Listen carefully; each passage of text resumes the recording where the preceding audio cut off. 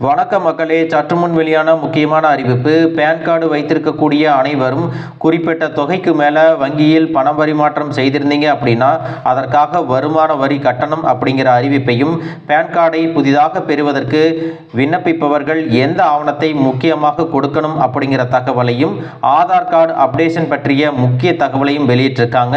இது சார்ந்த முழு தகவல்களையும் தெரிஞ்சுக்க இந்த வீடியோவை ஸ்கிப் பண்ணாமல் கடைசி வரைக்கும் பாருங்கள். அப்போ தான் நாங்கள் சொல்லக்கூடிய தகவல் உங்களுக்கு முழுசா தெரியும். இப்போ வாங்க வீடியோக்குள்ள போயிடலாம். மக்களே, இந்தியாவில் ஆதார் கார்டு போலவே பேன் கார்டும் ஒரு முக்கிய அரசு ஆவணமாக இருக்கிறது. இது வருமான வரித்துறையால் வழங்கப்படுகிறது.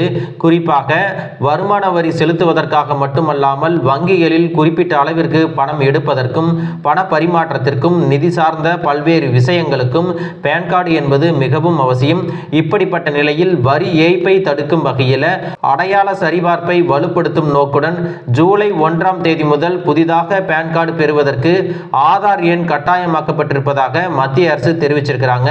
அதுவும் மத்திய நேரடி வரிகள் வாரியம் இந்த அறிவிப்பை வெளியிட்டிருக்காங்க. தற்போது இருக்கக்கூடிய நடைமுறையில் விண்ணப்பதாரரின் பெயர், பிறப்பு சான்றிதழ் அல்லது பிற அடையாள சான்றிதழ் இருந்தாலே புதிய பேன் கார்டுக்கு விண்ணப்பிக்க முடியும் அப்படின்னு சொல்லியிருக்காங்க. ஜூலை 1க்கு பிறகு பேன் கார்டுக்கு விண்ணப்பிக்கக்கூடிய எவரும் அவர்களுடைய ஆதார் எண்ணை கட்டாயமாக வைத்திருக்க வேண்டும்.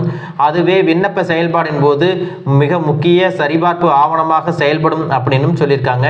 டிஜிட்டல் மயமாக்கல் மற்றும் வரி தாக்கலின் போது வெளிப்படைத்தன்மையை கொண்டு வரும் முயற்சியின் ஒரு பகுதியாக இது இருக்க போகிறது அப்படின்னு அறிவிப்பு வெளியிட்டிருக்காங்க. மேலும் அடையாள ஆவணமாக வாக்காளர் அடையாள அட்டை, பாஸ்போர்ட் போன்ற முக்கிய ஆவணங்களை கொண்டும் பேன் கார்டு விண்ணப்பம் செய்யலாம் அப்படின்னு சொல்லியிருக்காங்க. ஆனால் இனி வருமானத்துறையின் போர்ட்டல் வழியாக ஆதார் சரிபார்ப்பு நடந்த பிறகே பேன் கார்டுக்கு விண்ணப்பிக்க முடியும் அப்படின்னு சொல்லியிருக்காங்க. மேலும் ஏற்கனவே பேன் கார்டு வைத்திருப்பவர்கள் தங்களுடைய பேன் கார்டை டிசம்பர் 31, 2025க்குள் ஆதார் அட்டையுடன் இணைக்க வேண்டும். அப்படி செய்ய தவறினால் ஜனவரி 2026 முதல் அவர்களின் பேன் கார்டு செயல்படாது அப்படிங்கிற அறிவிப்பையும் வெளியிட்டிருக்காங்க. இந்த காலக்கெடு ஏற்கனவே பலமுறை நீட்டிக்கப்பட்டுள்ளது என்பது குறிப்பிடத்தக்கது.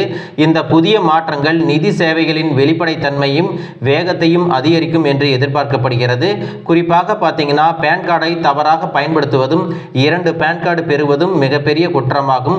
இதற்கு 10,000 வரை அபராதம் விதிக்கப்படலாம் அப்படின்னு தெளிவாக சொல்லியிருக்காங்க. எனவே மறந்தும் கூட போலியாகவோ அல்லது ஒன்றுக்கு மேற்பட்ட பேன் கார்டுகளை வைத்திருக்க வேண்டாம்.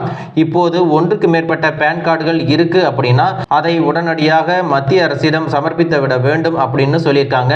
மேலும் ஆதார் அட்டை குறித்த ஒரு முக்கியமான தகவலையும் வெளியிட்டிருக்காங்க. அது என்ன அப்படின்னு பார்த்தீங்கன்னா, ஆதார் அட்டையில் பெயர், முகவரி அல்லது பிறந்த தேதி போன்ற மாற்றங்களை செய்ய விரும்பினால் அல்லது அப்டேட் செய்ய விரும்பினால் அடுத்த ஆண்டு ஜூன் 14ஆம் தேதி வரை எந்தவித கட்டணமும் இல்லாமல் இலவசமாக செய்யலாம் அப்படின்னு சொல்லியிருக்காங்க.